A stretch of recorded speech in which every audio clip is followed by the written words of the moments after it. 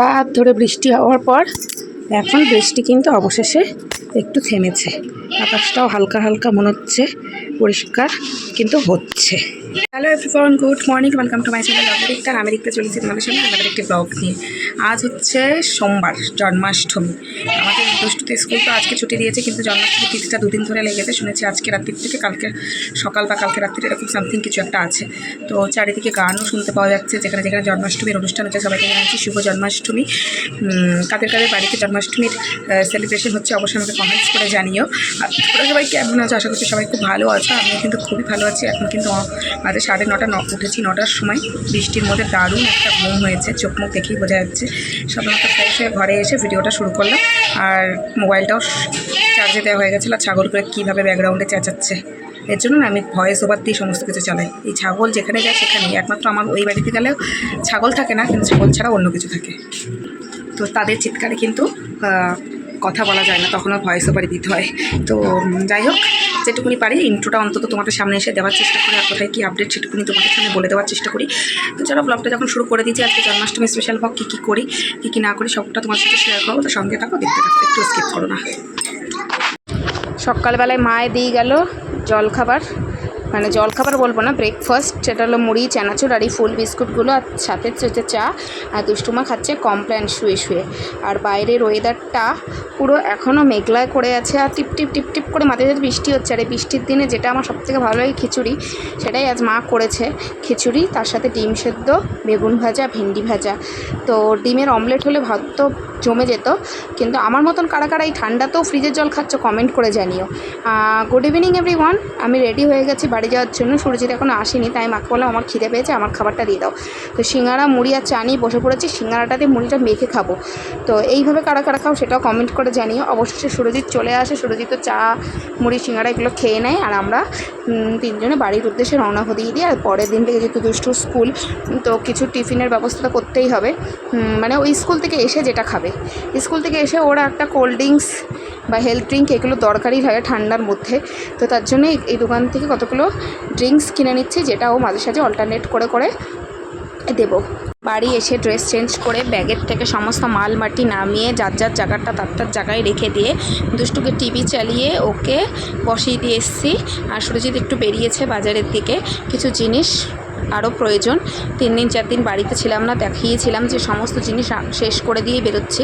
তো সেই টুকটাক কিছু কেনাকাটা করতে, আর সেই ফাঁকে আমি গ্যাসটা মুছে নিচ্ছি। গ্যাসটা মুছে নিচ্ছি এই কারণ সুরজিৎ আজকে দুপুরবেলা যায়নি আমাদের বাড়ি। রবিবার রাত্রির থেকেই মার ভীষণ শরীর খারাপ, সেই জন্য মা সেইভাবে কাজ করে উঠতে পারছিল না।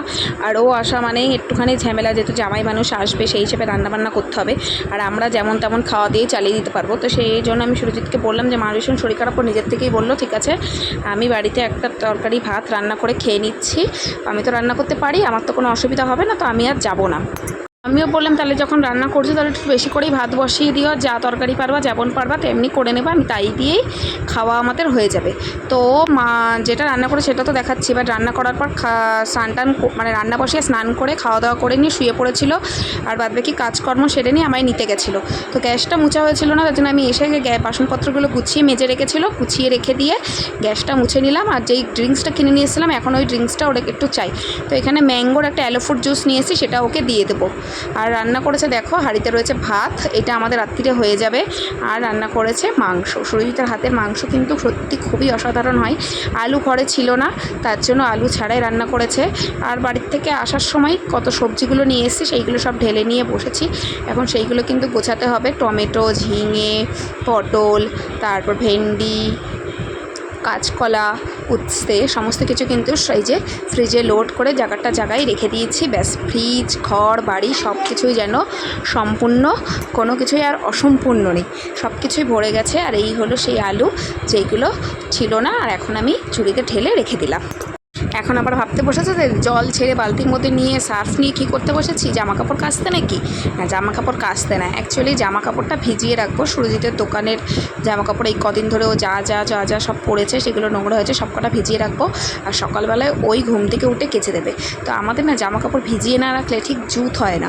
জামা কাপড় মোটামুটি 2-2.5 ঘন্টা ভিজিয়ে রাখার পর যেমন সকালে আমি কাচি, তেমনি ও যেহেতু ভোরবেলায় উঠেই কেচে দেবে, তো সেই জন্য তার ভিজানোর সময় থাকবে, তাই রাতারাতেই ভিজিয়ে রেখে দিচ্ছি। এর মধ্যে শুধু ওরই জামা কাপড় থাকবে, আর ওই গামলাতে আর একটা যেটা রয়ে গেল ওটা দুষ্টুমার একটা গেঞ্জি, তো ওটা থাকবে সবুজটা, আর বাদ বাকি সব কিছু ভিজিয়ে রেখে দিলাম। এবার সকালবেলায় ও ধুয়ে দেবে, ব্যাস।